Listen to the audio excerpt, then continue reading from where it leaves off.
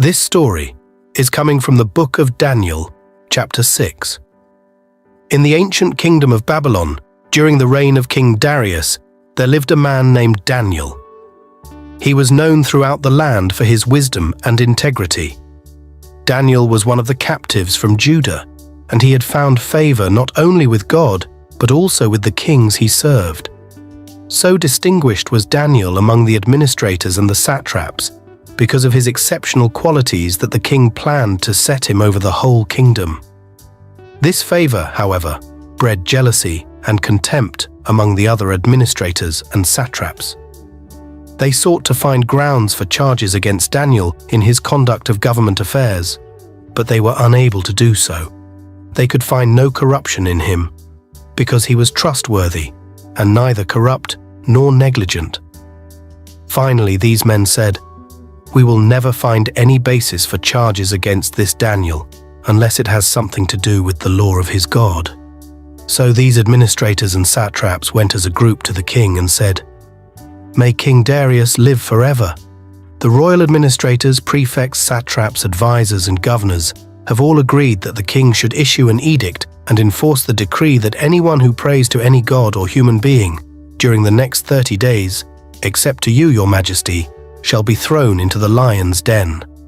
Now, your majesty, issue the decree and put it in writing so that it cannot be altered, in accordance with the laws of the Medes and Persians, which cannot be repealed." So King Darius put the decree in writing. Now when Daniel learned that the decree had been published, he went home to his upstairs room where the windows opened toward Jerusalem. 3 times a day he got down on his knees and prayed, giving thanks to his God, just as he had done before. These men went as a group and found Daniel praying and asking God for help. So they went to the king and spoke to him about his royal decree. "Did you not publish a decree that during the next 30 days, anyone who prays to any god or human being except to you, your majesty, would be thrown into the lion's den?" The king answered, "The decree stands, in accordance with the laws of the Medes and Persians, which cannot be repealed." Then they said to the king, "Daniel, who is one of the exiles from Judah, pays no attention to you, your majesty, or to the decree you put in writing. He still prays 3 times a day." When the king heard this, he was greatly distressed. He was determined to rescue Daniel and made every effort until sundown to save him. But the men went as a group to King Darius and said to him, "Remember, your majesty, that according to the law of the Medes and Persians, no decree or edict that the king issues can be changed." So the king gave the order, and they brought Daniel and threw him into the lion's den. The king said to Daniel, "May your God, whom you serve continually, rescue you."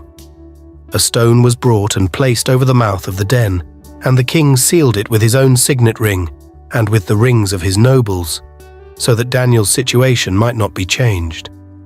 Then the king returned to his palace and spent the night fasting.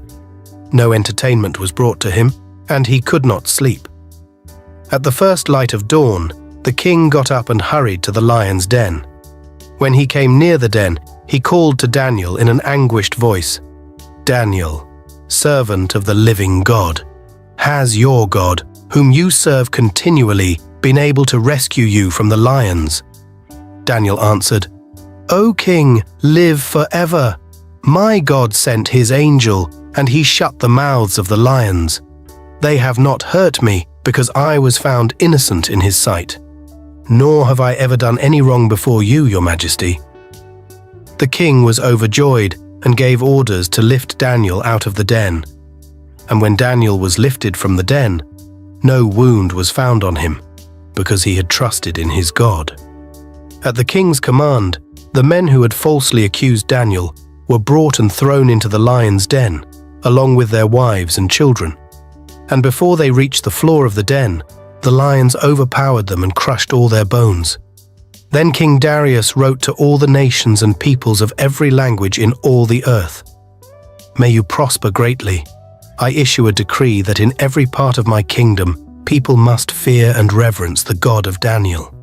For he is the living God, and he endures forever. His kingdom will not be destroyed. His dominion will never end. He rescues and he saves. He performs signs and wonders in the heavens and on the earth. He has rescued Daniel from the power of the lions. This story exemplifies the power of faith and the protection it can afford those who truly believe. Daniel's unwavering commitment to his faith, even in the face of certain death, serves as an enduring inspiration for all Christians to stay steadfast in their beliefs, trusting in God's plan, no matter how insurmountable the obstacles may seem.